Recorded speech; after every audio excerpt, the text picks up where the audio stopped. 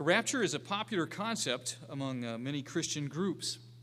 In fact, as I was researching for this particular sermon, I looked at various Bible helps, and I was surprised how often that particular idea came up. In the rapture theory says that when it does take place, thousands of people will disappear into thin air from homes and offices and schools and factories. Cars and trucks will crash, veer off the road, or plummet over cliffs as drivers are taken away. Planes will plunge to earth as pilots disappear, and those left behind will wonder where they went and what's going on. And the event is even something that's the subject of bumper stickers. The one I've seen most often is, in case of rapture, this vehicle will be unmanned, and the rapture, the only way to fly. And almost all Christians, as you look at this particular subject, believe that Christ will come again. We believe that Christ will come again. That's what we're hoping for, and that he will come soon. And they believe that believers will be caught up to meet the Lord in the air. But the details and timing of this event is where there is disagreement. Now, those who believe in the rapture say that believers will be caught up to meet Christ in the heavens before the tribulation period. And they believe that this is a concept that is taught from Revelation and throughout the entire Bible. You have another school of thought that says there is not a single verse in the Bible that upholds the pre-tribulation theory, and there is no scripture for a pre-tribulation rapture. So the question is, who's right?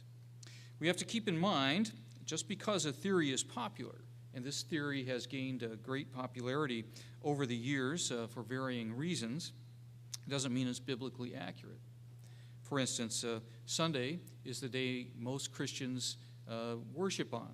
However, we know that Sunday is not the day that God established for us to worship on. It is Saturday. We also know that many groups teach that the law is done away with. And we know that the law has not been done away with, but the law is not what saves us, but it is the guide and what we must live by in faith and following Jesus Christ. So what we have to do is we have to prove all things and hold fast to that which is true. For instance, is the word rapture in the Bible? Is it found in the Bible? Well, you can look in a Bible concordance, and you won't find that particular word listed. But it's not in the Bible, and if it's not in the Bible as one of those words is found in a concordance, how did it become seen as a biblical event? So we're going to examine this theory, and I've entitled my sermon, "The Rapture, Is It Biblical?" So the name rapture is based on 1 Thessalonians chapter 4, verse 17. That's where that's one of the chief scriptures that corresponds with the rapture theory. And we're not going to turn there, but I will read you the words that are used in order to come up with the word rapture. In verse 17 it says, "Then we who are alive and remain shall be caught up together with them in the clouds to meet the Lord in the air, and thus we shall always be with the Lord." And where this word rapture comes from is from the words that are translated here, "shall be caught up." Shall be caught up. And that word in the Greek is, and I'm trying to sound this out, it's harpe pagi sometha, and that's the Greek, but the Latin word is rapere, and from which rapture is derived. So that's a Latin word which has been used as the source for coming up with the word rapture. And free of any mysterious interpretation, the word in the Greek there means to be caught up, to be snatched, to be seized. And the thought is that Christians are literally snatched or seized from the earth by Jesus Christ at his coming. So widely held is this belief that it's found in the dictionary now. Webster says the experience anticipated by some fundamentalist Christians of meeting Christ midway in the air upon his return to the earth. And even this definition does not accurately reflect the prevalent explanations of the theory. Rapture defenders teach that Christ will do his snatching of believers before and separate from his return, not upon his return. That is, Christians who hold this interpretation of the prophecy teach that the second coming of Christ will be in two stages. First, the rapture, that is, Christ coming for his saints. And those who believe in Jesus will be snatched away, rising to meet Christ in the air. And this is the time when Christians who are driving their cars and trucks and buses and planes and all of that will disappear. And a lot of destruction will ensue. Also, many Christians will disappear without explanation, and they will be whisked off to heaven for a 3.5 to 7 year marriage supper of the Lamb. So that's the popular concept. Those remaining on the earth will go through a 3.5 to 7 year tribulation. Now, we believe that it's 3.5 years. There's a reason people believe it's 7. That's based on Daniel 9, verse 27, and it depends on your interpretation, which we're not going to get into today. Later is the revelation. That's when Christ comes with his saints. So there's the rapture, which is Christ coming for his saints, and then there's the revelation when Christ actually returns to the earth somewhere between 3.5 and 7 years later with the saints. So the rapture is presented as a quiet, invisible, and secret coming. That's why it's called the secret rapture. And here are some quotes about what that's supposed to be like. Oral Roberts, in a book entitled How to Be Personally Prepared for the Second Coming of Christ, says, "His appearance in the clouds will be veiled to human eyes, and no one will see him. He will slip in, slip out, move in to get his jewels and slip out as under the cover of night."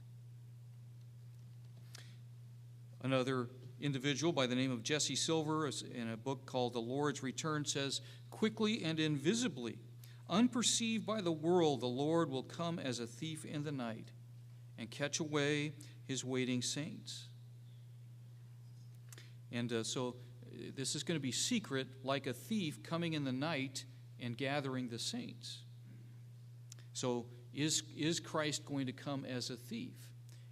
And it does say that he comes as a thief in the night, but what does that mean? We'll look at that here in a little bit. It says in a third comment is from a book by the name of 7 Simple Sermons on the Second Coming by Herschel Ford. And he says the rapture will be a secret appearing, and only the believers will know about it. Probably the most famous of the books that I'm quoting from is The Late Great Planet Earth by Hal Lindsey.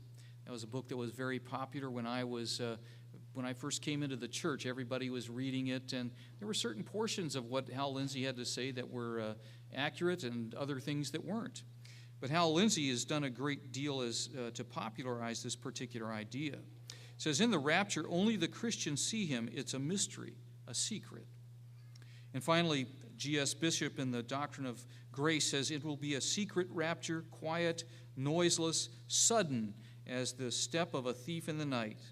All that the world will know will be that multitudes at once have gone. So it's a secret rapture.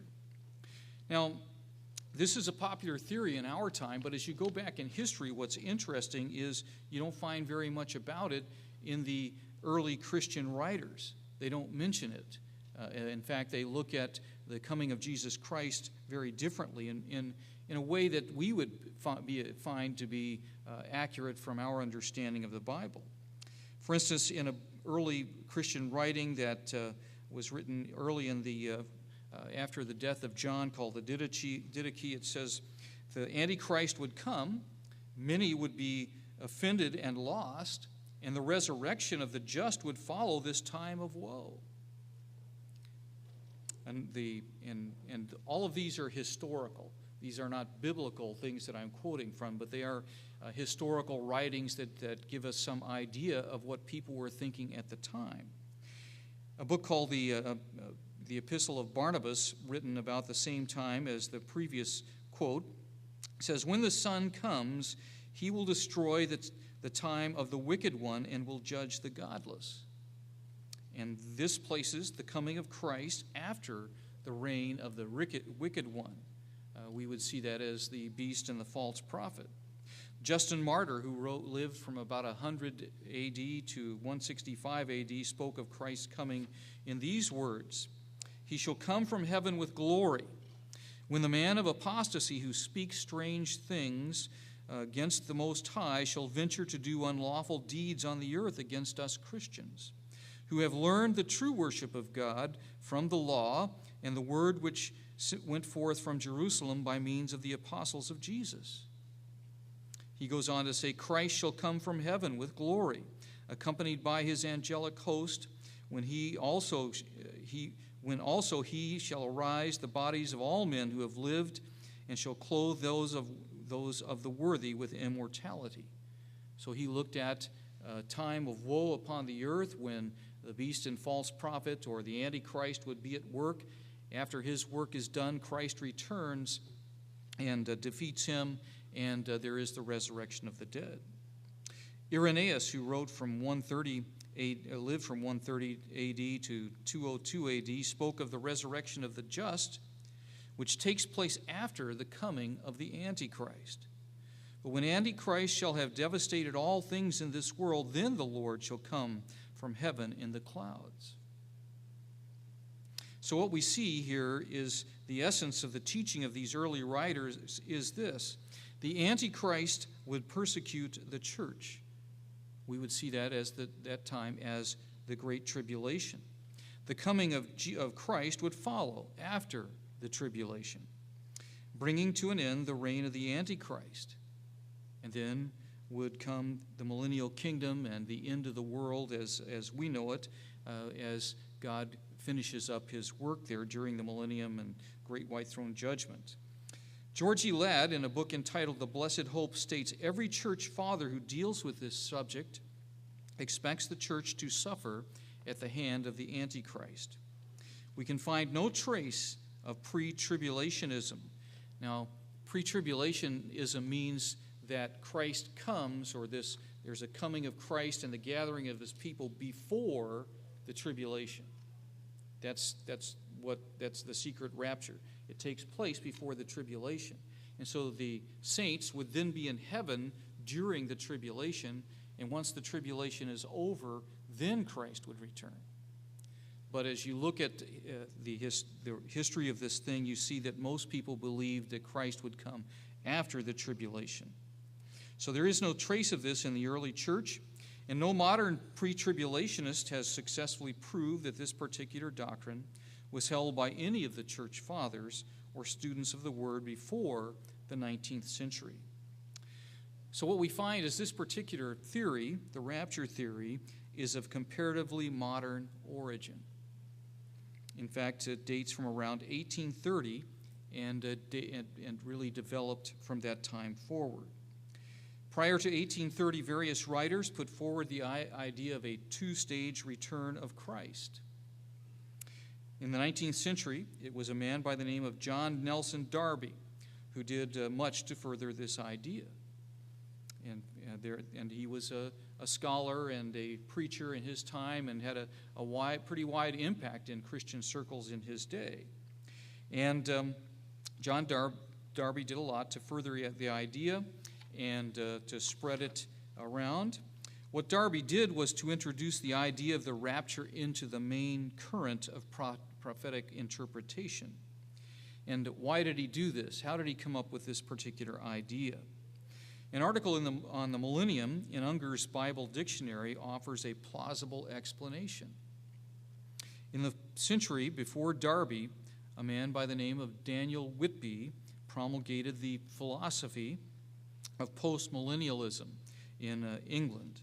And this particular interpretation maintains that present gospel agencies, the work of God, preaching the gospel, will root out evils until Christ will have a spiritual reign over the earth. So basically, the gospel would be preached and people would get better and better, and it would drive out all the evils and pave the way for the coming of Christ, for his reign over the earth, which will continue for 1,000 years. And then Christ will come. That is, the second coming of Christ will initiate judgment and bring to an end the present order. So what Darby was seeking to do was to counteract this particular idea. He saw this as a false teaching that the actions of men could bring about the kingdom of God. We can't bring it about. That's something that God will do. And so he was seeking to refute that. And he believed rightly that Jesus Christ would return to the earth to establish rule over the kingdom of God. However, in researching this and preparing to counteract this particular idea, he came up with another teaching. He developed the teaching of the rapture, in which he postulated that Christians, right at the very end time, prior to the return of Jesus Christ, would be raptured away. The secret rapture was introduced into the U.S. in the 1860s and 70s, and though there's some indication it might have been here back in the 1840s, and John Nelson Darby himself came to the United States 6 different times and preached, and probably during that time spread this particular idea as he went about preaching. Following the lead of Darby, a man by the name of Charles Henry McIntosh wrote, and his writings were spread far and wide, and he spread this particular theory. A man named William Blackstone wrote a book entitled Jesus is Coming, and his particular book was given to ministers and spread around quite a bit, and as a result of that, it was spread among a number of different denominations, his idea concerning the rapture. But probably one of the biggest influences back in the 19th century of the rapture was a Bible that many of us are familiar with, the Scofield Reference Bible, which was published in 1909. In fact, the first Bible I bought was a Scofield Reference Bible. I had no clue when I bought the Bible. I mean, I was new at Ambassador College, and they said, well, you need to get a better Bible. So I bought a Scofield Reference Bible because you had to get one with wide margins, and I noticed that there were a lot of notes in there, and I basically didn't know anything about the Bible, so I figured, hey, if I'm in a bind on a test, I've got some references here that I can use. And I had no idea that the rapture theory was in there. But anyway, Mr. Scofield put that in his Bible, and it allowed it to spread quite widely. So various writers wrote about this particular subject as time has gone on. And as I said, Hal Lindsey had a great impact on spreading the rapture theory far and wide. In fact, his book, The Late Great Planet Earth, has sold between 15 and 35 million copies. So a lot of people have read The Late Great Planet Earth. Probably if you were in the church in the 70s, you probably read that book. I did. And also he produced a movie which has been widely distributed among Christian groups. And Lindsey proclaimed that the rapture was imminent based on world conditions at the time. And world conditions in the 70s weren't real good. In 1995, the doctrine of the pre-tribulation rapture was further spread as Jerry B. Jenkins and a man by the name of Tim LaHaye wrote the Left Behind series of books. And those books have spread far and wide, and movies have been made about them. And so they've done a lot to help to spread this particular idea and make it something that is espoused by many people calling themselves Christians. So what we've seen so far is that historically we don't find the rapture mentioned by the early early writers of the church. They may not have been Christians, but we don't see them addressing this topic. Most Christians felt that the Antichrist would come, there would be a tribulation, and then Christ would come. That's the order that how most people looked at it. The idea of a secret rapture is something that is fairly modern. It's not something that we can find going back 1,000 years or more in Christian history. So the church's understanding of the first resurrection is more straightforward. On the day that Christ returns to earth to establish his kingdom, the dead in Christ will rise first, and then those who are alive and converted will follow. They will meet him in the air and return to the earth as a vast army of spirit beings to defeat the beast and the false prophet in the valley of Jehoshaphat. So we have two different scenarios here. One scenario takes place depending upon the group and their particular vantage point. And the Protestant rapture takes place either 3.5 or 7 years before Christ's return, while the church believes the resurrection of the dead will occur at his second coming. For this reason, the Protestant concept is often called the pre-tribulation rapture. And in our view, we see this as happening after the tribulation, and we'll look at some scriptures that help support that here shortly. When believers are caught up in the air, Protestants believe they will go immediately to heaven for a long, spectacular feast. And we believe, though, that the saints will return to the earth to fight in Christ's heavenly army and to help establish God's kingdom.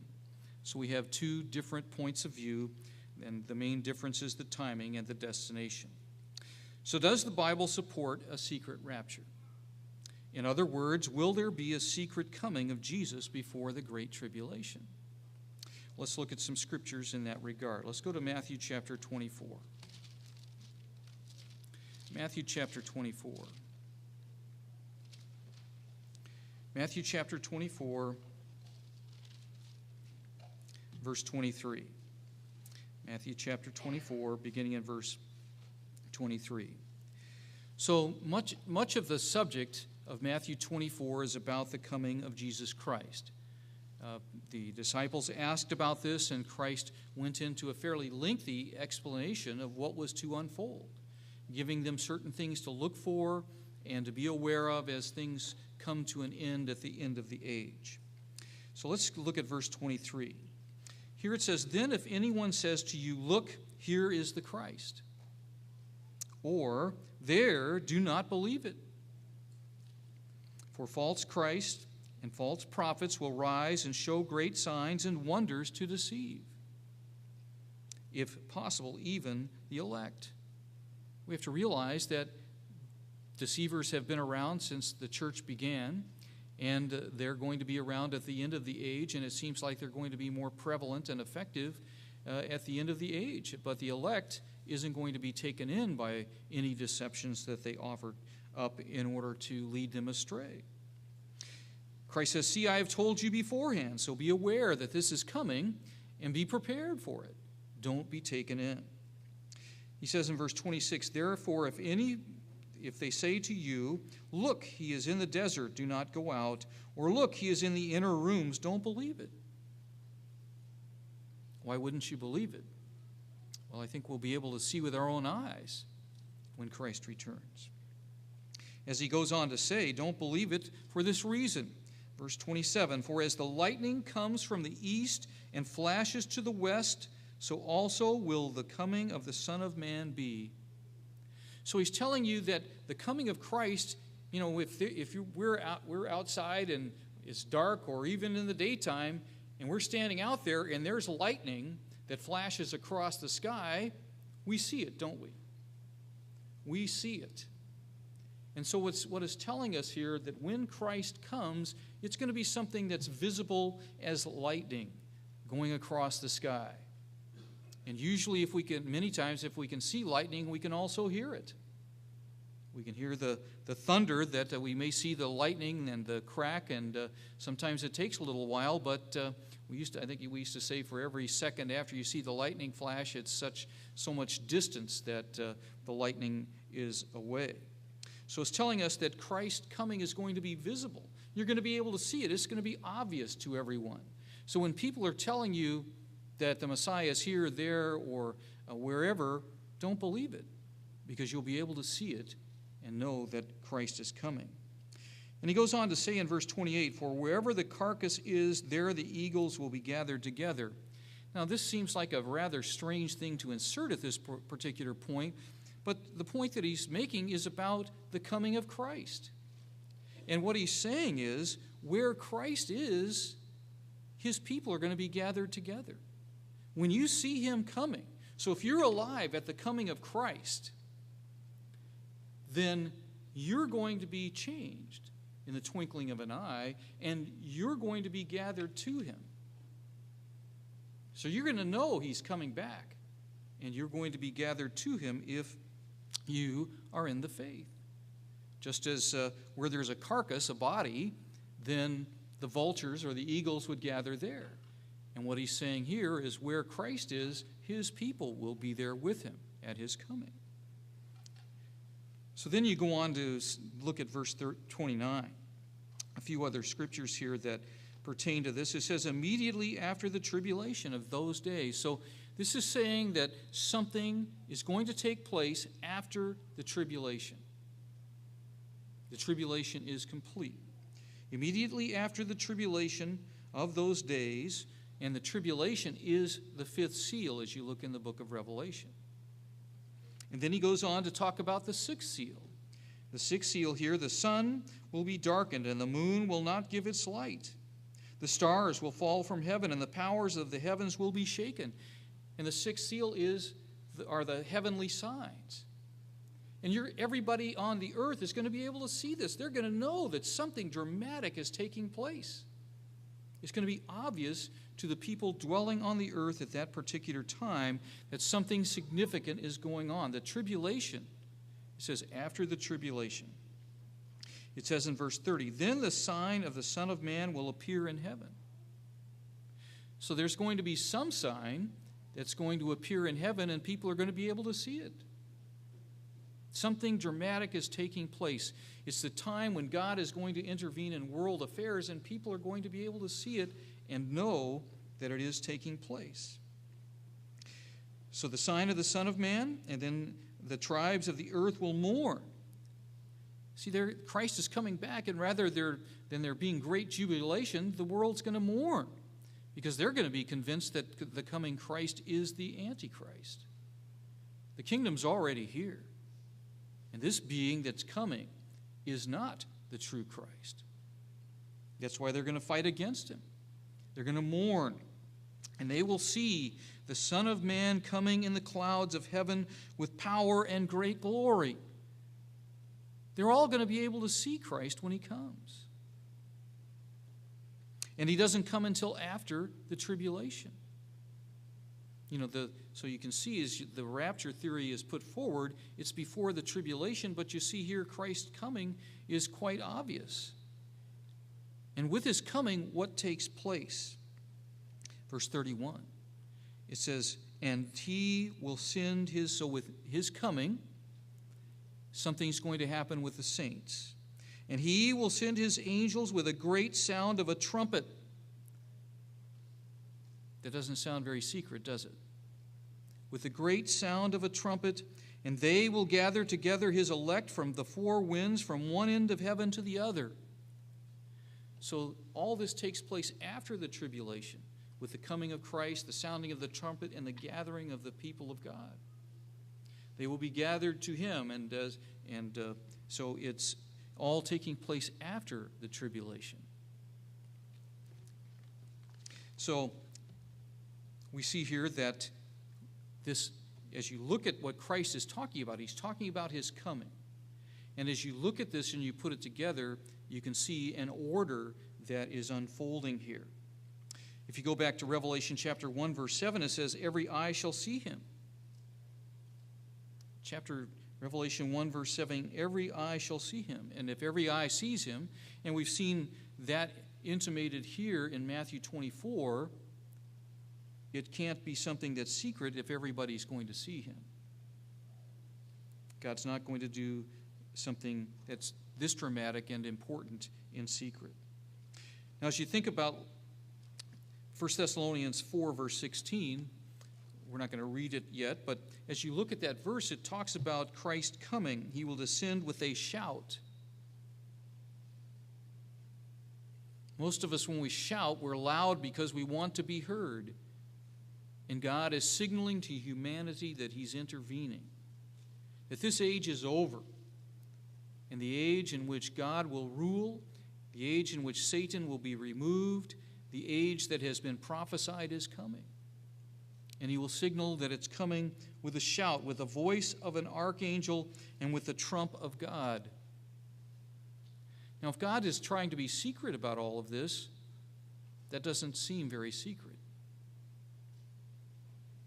We're going to hear the trump. We're going to hear the shout. People all over the earth will hear it, and they're going to say, what is going on? Now, So shouting and the sounding of a trumpet would not seem to be a quiet, secret rapture. Let's go look at this, the idea of Christ coming as a thief in the night. It does say that in the Bible. But what is Christ pointing his people to? Let's go to 1 Thessalonians chapter 5, verse 2. 1 Thessalonians 5, verse 2. And one of the interesting things as you look at the both 1st and 2nd Thessalonians is as you read through the book, both of those epistles, what you find is a great deal of reference to the coming of Jesus Christ. And in fact, it just runs through both books as a theme. And I know that as I was looking at those books during the time that we were doing Bible studies on the Apostle Paul, you could see Paul pointing them to the return of Jesus Christ and the hope that it gave to them. And it's not just in 1 Thessalonians 4, but throughout both books. But let's look at chapter 5, verse 2. It says, "Therefore you yourselves know perfectly that the day of the Lord so comes as a thief in the night." So it tells us that the day of the Lord so comes as a thief in the night. So does that mean that Christ is going to sneak in and then sneak out? Well, you might draw that conclusion if you just stopped with verse 2. But let's go on and read a few other verses there because it helps to clarify things. Verse 3, "For when they say peace, peace, peace and safety, then sudden destruction comes upon them." And probably we always hear the constant cry of peace, peace, and they're trying to establish peace in the Middle East, peace in Syria and all of this, and it never seems to be achieved. They don't seem to be able to work those things out. And sadly, I think this side of the coming of Christ, we're not going to have the peace that we all desire. But they'll say peace and safety. They're going to continue to work on peace and safety up into the time of coming of Jesus Christ.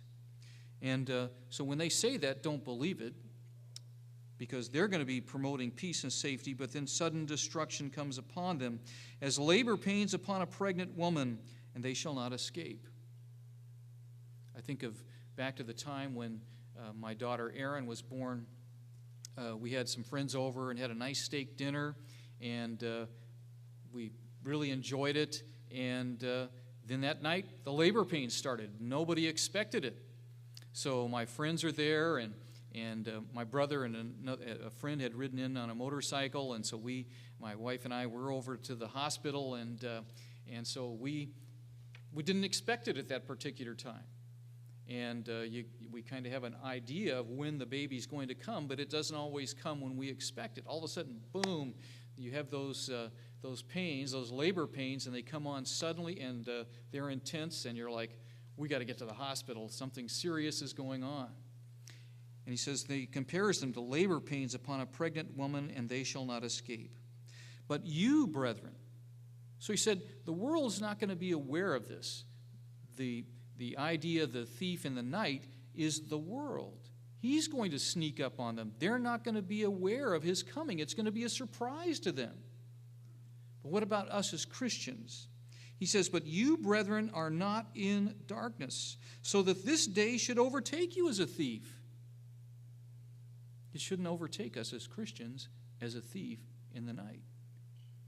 If it overtakes us as a thief in the night, it's because we haven't been paying attention. He says, you are all sons of light and sons of the day. We are not of the night nor of darkness. Therefore, let us not sleep as others do, but let us watch and be sober. He's telling us not to sleep. And, you can go to the parable of the 10 virgins in Matthew 25, which tells us don't sleep. Be awake, be alert, have your lamp trimmed. And we know he's coming. It's going to be a surprise to the world, but it should not be a surprise to all of us. So we should be awake and aware of what's coming. Be ready for it. Let's go to Matthew chapter 24, verse 42. Matthew chapter 24 once again. And again, the fundamental theme of Matthew 24 is the coming of Jesus Christ. And so he speaks about this, and again, in these verses we'll take a look at, and he speaks of it in terms of Christ coming as a thief in the night. Matthew chapter 24, verse 42. He says, "Watch, therefore, for you do not know what hour your Lord is coming." So we don't know the specific time of Christ's return. We know he's going to return. We can look at the signs which would point to the fact that his coming is going to be coming fairly soon. We can realize that, it's been almost 2,000 years since he originally came, so it's probably closer than when we first started the countdown. But the exact day and hour, we don't know. He says, "But know this, that if the master of the house had known what hour the thief would come, he would have watched and not allowed his house to be broken into." So he's using an analogy. If you know somebody's going to break into your house, are you going to be ready? We're all going to be ready, aren't we? We don't want them to break into our house and steal whatever we have. So we're going to be ready. And he's saying, you know that the thief is coming. You know that Christ is coming, so be ready. You know what's going to happen. And so in every generation, they've looked for the coming of Christ. They did in the apostles' time. They did in every generation. Every generation looked at Matthew 24 and said, look how bad the world is. This is all going to come to pass in our time. And eventually all realized, I don't think it's going to happen now. But we live in that time when it could be a reality, because there are certain things prophetically that can come to pass that weren't a reality in other ages. But he says here that we should be ready for the thief. He says in verse 44, "Therefore you also be ready, for the Son of Man is coming at an hour you do not expect." So be ready. He's coming, but be ready. So he's telling them that for the world, Christ is going to come upon them as a thief in the night, but for all of us, we should be ready. We shouldn't be surprised. We know he's coming, and he's telling us to be ready. So the verses that we've looked at speak of the coming of Jesus Christ. The verses give no indication of a secret coming. We don't see Christ portrayed here as sneaking around, acting as a thief. The verses warn that Christ is coming and God's people need to be watching. We need to be prepared. We need to be spiritually prepared. That's what trimming our lamp is all about. And because they're watching, it wouldn't be a surprise for God's people, as the coming of a thief would be, and they've already been warned, and therefore they are ready. We might ask a question in regard to these warnings about Christ's coming. Why would Jesus warn about being ready for the coming of the Son of Man if the rapture takes place before his coming? Why be ready? They've already been raptured away. Additionally, if all Christians were taken to heaven before the Great Tribulation, and the rapture theory cannot account for two groups of Christians who are talked about in the Scriptures. In Revelation chapter 12, it talks about one group of Christians being in the place of safety, and they'll be there during the entire tribulation. And another group of Christians, the remnant, that's talked about in Revelation chapter 12, verse 17, they will be persecuted. So they're not going to be in heaven. So it creates a problem when you have this pre-tribulation coming of Christ, put that out there as what the Bible is telling you. Some say that the two events of the secret rapture are revealed in the Greek. That's why I've given you the handout, and I figured this would be easier to go through if we looked at it together rather than me just reading stuff off the page. The question is, do the Greek words associated with the coming of Jesus Christ support the rapture? Do these Greek words we're going to look at support the rapture? And there are 6 primary words that are associated with the second coming of Christ. The first of those words is parousia, which is the personal presence of one who comes and arrives. It talks about in James chapter 5, verses 7 and 8. We'll just look at a few of these. Let's go to James chapter 5. Parousia is probably the main word that's used in regard to Christ coming. James chapter 5, verses 7 and 8.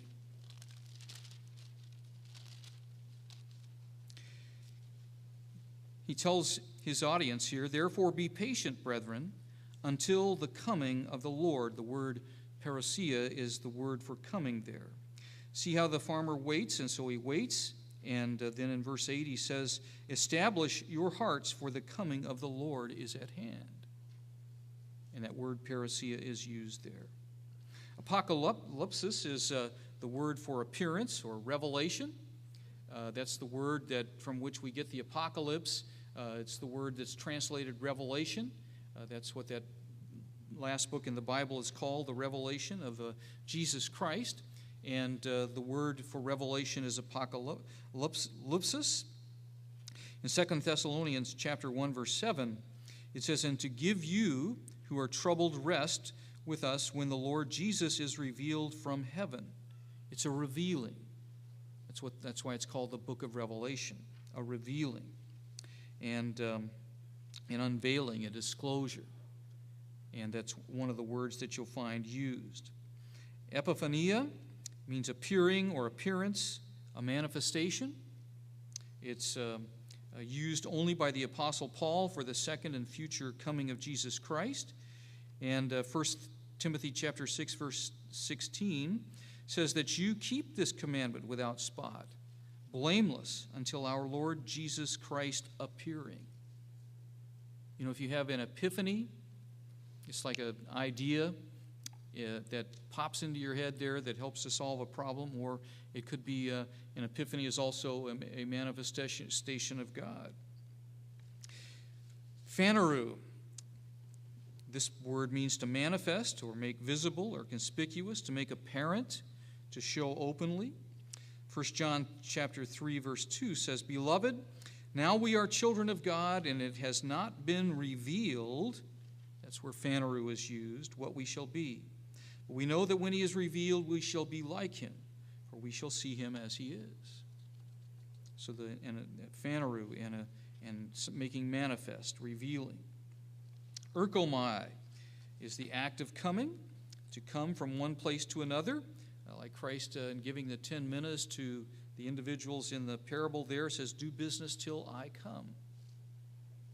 And the final word is heko, the point of arrival, to come or to have come, to be here. It's used in Revelation chapter 2, verse 25. "But hold fast what you have till I come." Now, as you look at the words God inspired in the Bible that are used there, they are straightforward, and none of them refer to anything secret occurring, and they don't refer to two comings. You know, they don't refer to two different comings, but one coming of Jesus Christ. And as I laid out there, you can find these words used interchangeably. You know, he uses a coming, parousia, and then he uses, referring to the same incident, apocalypsis. And then he uses erkomai for a similar quote. And we can see these words are all used interchangeably. They're not magic words. They're to help us understand God's plan and the coming of Jesus Christ. As you see here, one final point here I'd like to make in this regard. Let's go to Acts chapter 1. Acts chapter 1. Acts chapter 1, verse 9. As we look at these Greek words, what they give us are various shades of meaning so that we can better understand what God's plan is and what things are going to be worked out with the coming of Jesus Christ. Acts chapter 1, verse 9, as we begin here, speaks of the ascension of Jesus Christ. And here in verse 9 he says, "Now when he had spoken these things, while they watched, he was taken up, and a cloud received him out of their sight." So Christ was taken up. He rose in the clouds and disappeared. All right, so they're all there, and they're all looking up and watching this take place. And while they looked steadfastly toward heaven as he went up, behold, two men stood by them in white apparel, who also said. So I imagine they're all looking up at Christ rising in the air, and these two angels appear, and I'm sure they didn't notice the angels right away. And then what do the angels say? Men of Galilee, why do you stand gazing up into heaven? And they're all as probably shocked that these two angels are speaking with them. This same Jesus who was taken up from you into heaven. And it's just in one stage. He rises, ascends into heaven. And what do they say? Will so come in like manner as you saw him go into heaven. Doesn't talk about multiple stages, but there will come a day when Christ will appear in the heavens. He will appear in the clouds, and he will return to earth. So it doesn't seem to really reinforce the idea of a multi-stage working out of the coming of Jesus Christ. Let's go to Matthew chapter 24 once again and look at verses 40 and 41. Because these two verses tend to be problematic. We wonder what they might mean, and these are used to reinforce the idea of a rapture. Matthew chapter 24, verse 40 and 41.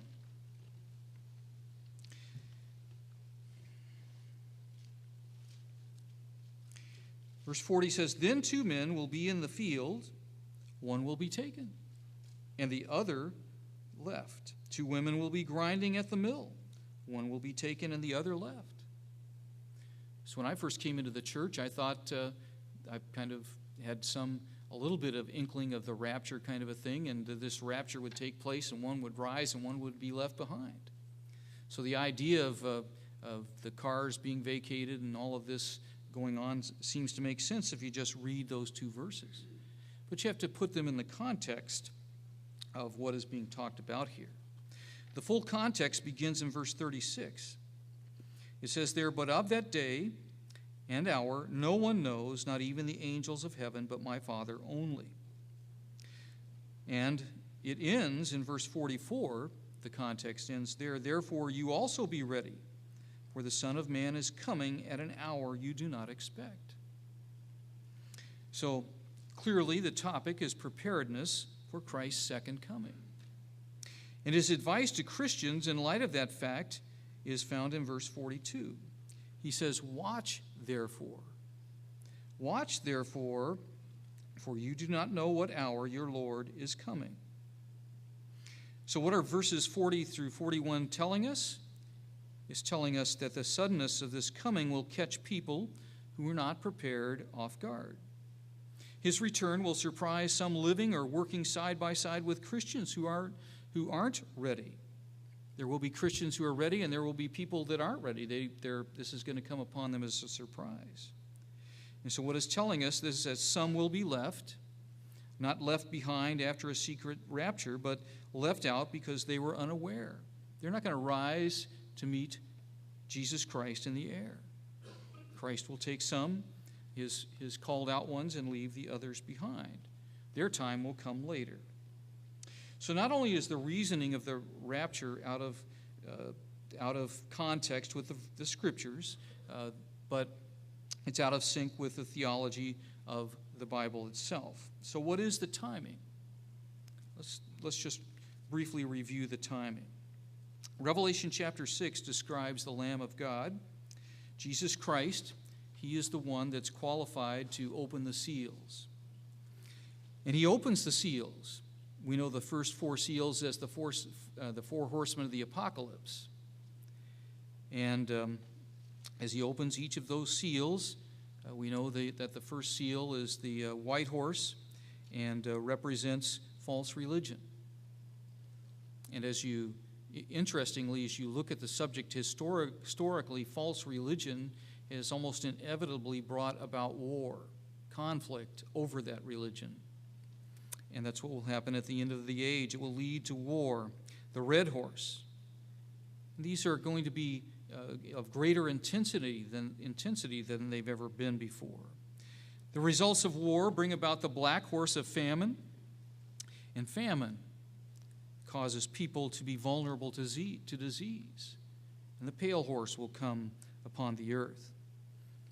As we said earlier in the sermon, the fifth seal is the great tribulation, the time of Satan's wrath. It's going to be a tough time on the world. in the world, and especially for physical Israel, who will be taken into captivity, and for the church as Satan seeks to destroy the church of God. God will protect part of the church in a place of safety and will allow those of the church who are lukewarm to suffer persecution, as we're told in Revelation chapter 12. This time of the tribulation will be the time of the two witnesses who will represent God during the Great Tribulation. They will announce the trumpet plagues. They will go to the beast and the false prophets and denounce them. Unless you change and become pleasing to God and go a different way, just like with Pharaoh, unless you change, unless you relent, this will come your way. And as the beast and the false prophets' hearts are hardened and they're unwilling to compromise or give in, then the plague will come upon them. So they'll announce these plagues. The trumpet will sound before the plague. And there's a reason why the world's going to hate the two witnesses. It's because of what is coming about on the earth as these plagues unfold. So the seventh trump comes about, which is described in Revelation 11. Christ is to return as King of Kings and Lord of Lords. As Acts 1 tells us, Christ will return in the clouds just as he rose in the clouds. So what else takes place? We find in, let's go to 1 Thessalonians.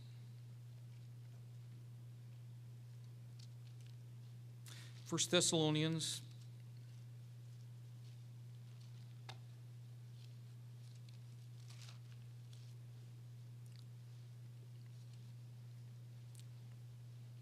we see here it talks about the coming of Christ and the sounding of the trumpet, and then we won't read that since most of us are familiar with it. 1 Corinthians chapter 15, it also talks about the coming of Jesus Christ. It said will be changed at the last trumpet. So the last trumpet is the seventh trumpet, which is the time of the first resurrection. We will be changed at the last trumpet. And as we see here, the last trump clearly announces the second coming and the resurrection of the dead. So as we look at these things, we can see that the timing is pretty clear, and this is the understanding I've had since I've come into the church, and our understanding, I think, fits biblically. Interestingly, as you think about Christ coming and they're rising to meet Christ in the air, why do they do that? Have you ever thought about that? Why do they rise to meet Christ in the air? Well, seeking to debunk the accurate understanding of 1 Thessalonians, which talks about rising to meet Christ in the air and being with him always, one author asked, if Christ is already headed our way, why would we need to be caught up to meet him? And that's a pretty good question. Why is that? Well, the answer reinforces what we've already learned from the Bible about this much misunderstood topic. The answer lies in the meaning of the word meet. Vine's expository dictionary of biblical words said the word is used in the papyri of a newly arriving magistrate. It seems that the special idea of the word was the official welcome of a newly arrived dignitary. Jamieson Fawcett Brown commentary adds in their notes for these verses, when a king enters his city and the loyal go forth to meet him. So it's pretty appropriate that those who are God's people, who have acknowledged him and accepted him, would go forth to meet the King of Kings. F.F. Bruce International Bible Commentary adds, to meet is used in the papyri of the official reception given to a visiting governor whom his citizens escort into the city from which they have come to meet him. So the saints will rise to meet Jesus Christ and then escort him to the earth where his kingdom will last forever. We know he will touch down, as we're told in Zechariah 14, and begin his reign on earth. The millennial kingdom will begin, and what a wonderful time it will be. It's a time we're focusing upon as the Feast of Trumpets is coming, the days of unleavened bread, The Day of Atonement is coming, and the millennium will focus upon at the Feast of Tabernacles. So hopefully this gives you a better understanding of the subject of the rapture and a better understanding of how things unfold as the end of the age comes about. And the thing that we have to realize as we look at some of these different topics is we have an understanding of them, and not everybody may understand to the same degree or agree with everything. The thing that we know is Christ is going to come back, that there is going to be a resurrection of the dead. And when you look at many of the questions that sometimes we talk about, we can all think about, well, the fundamental question is this: will I be there? That's the fundamental question. So we may differ about some things, about some matters, about how it's all going to unfold, but you know what? I think all of us want to be there. And so the thing is, we may disagree on things and we can talk about it, but it shouldn't be something that's divisive if we believe a little bit differently about a particular subject. We can be in harmony and unity, all looking forward to the return of Christ, that seventh trump.